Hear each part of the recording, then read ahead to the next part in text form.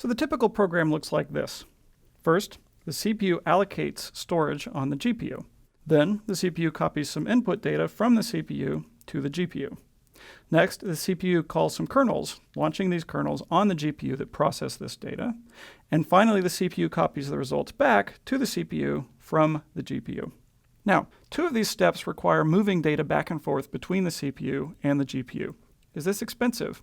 Well, in general, you'd like to minimize data transfer between the CPU and the GPU as much as you can. If you're going to move a lot of data and do only a little bit of computation on that data, CUDA or GPU computing probably isn't a great fit for your problem. Generally, we've found that the most successful GPU computing applications do a lot of computation and have a high ratio of computation to communication. They send their data to the GPU, they do a lot of work, and only then they bring it back.